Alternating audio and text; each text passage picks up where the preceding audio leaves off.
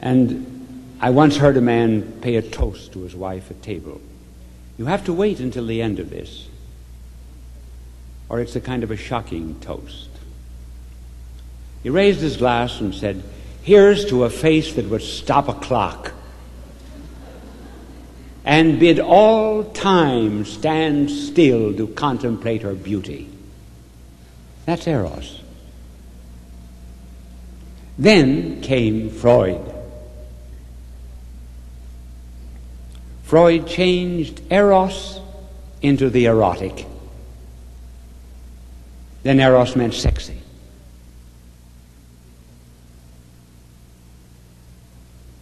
And this became then the modern understanding of love.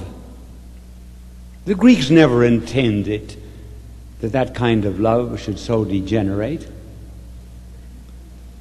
And the new erotic love takes the fig leaf that once used to be put in Greek sculpture over the secret parts of man and woman, and it puts it over the face,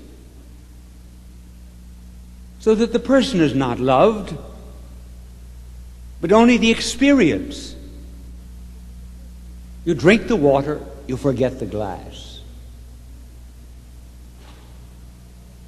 And this is modern love, eros, erotic rather.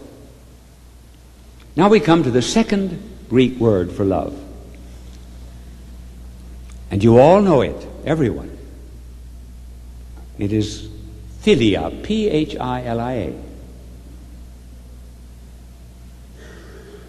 You know philia because you know Philadelphia. Adelphos in Greek is brother, and philia love, and hence Philadelphia is the city of brotherly love. Philanthropic, philia love, anthropos man, love of humanity. Philia is not a love of person for person. Philia is a love for all humanity, regardless of race, creed, color, simply because people are made to the image and likeness of God. That is philia. Now you say, but I can't like everyone. That's true. Because liking is in the emotions, in the feelings. But we can love everyone because love is in the will, and it can be commanded. Hence our blessed Lord said, "A new commandment I give you, that you love one another." You understand the difference now between liking and loving? I can make it a little clearer this way.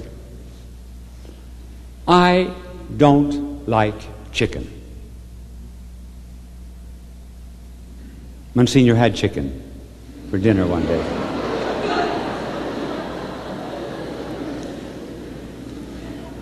Now, why don't I like chicken? Well, because when I was a boy, my father used to send me out to a farm that he owned about 30 miles outside of the city. And the tenant farmer, in order to get in good with the Sheen kids, gave us chicken in those days every day except Friday. So that in the course of my young life, I wrung the necks of 48,310 hens. At night, I don't have nightmares, I have night hens. I have visions of headless chicks squirming in barnyard dust, so I don't like chicken. But if you invited me to dinner and you had only chicken, and you would have been very embarrassed if I didn't eat, I would eat the chicken. I would love it because I could command myself to eat it. That's the difference between liking and loving. We may not be able to like everyone, but we can love them. We can get above our emotional attitudes. There was a novelist in Russia at the close of the last century by the name of Dostoevsky, who gave us an interesting story about this kind of love. It seems as if an angel went down to hell and asked an old woman in hell, have you ever in your life done a good deed for anyone? She says, yes. Once I gave a carrot to a beggar. Very well, said the angel. I am going to let down a carrot into hell. And you get hold of it, and I will pull you out. The angel let down the carrot, and the old lady grabbed hold of it. And the angel began pulling out the old lady. And of course, thousands of people grabbed a hold of the old lady to get out of hell. She says, get off. This is for me. And then they all fell back into hell. Because there was no love of fellow man.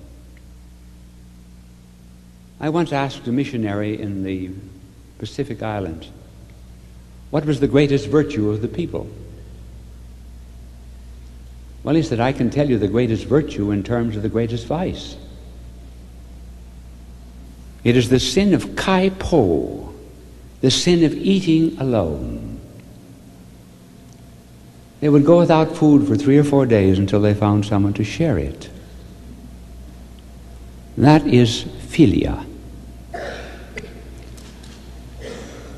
An East Indian by the name of Singh, a Christian, wanted to go into Tibet to evangelize. He needed a guide to take him over the Himalaya mountains. And then gone up a short distance, and they were cold and tired, and they sat down on the snow. And Singh said to the Tibetan guide, I think I hear someone moaning down there in the crevice. The Tibetan guide said, don't be silly. We're almost dead ourselves. But Singh found a man in the crevice, pulled him out, took him to the village beneath, and was refreshed by that act of charity, came back, and found that the Tibetan guide was where he left him, frozen to death. He had not warmed himself by an act of charity.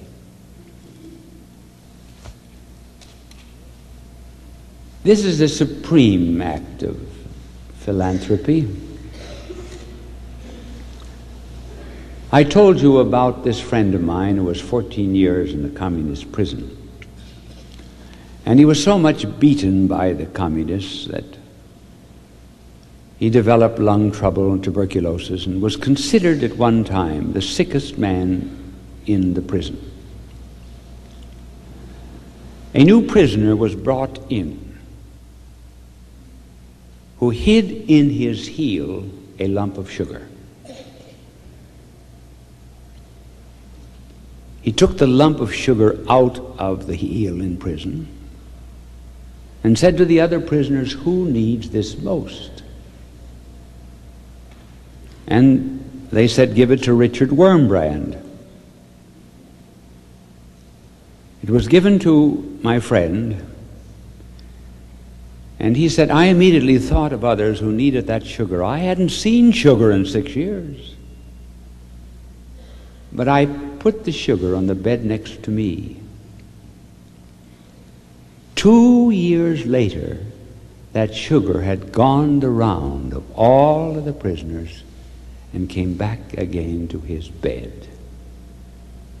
And then he started it on another round.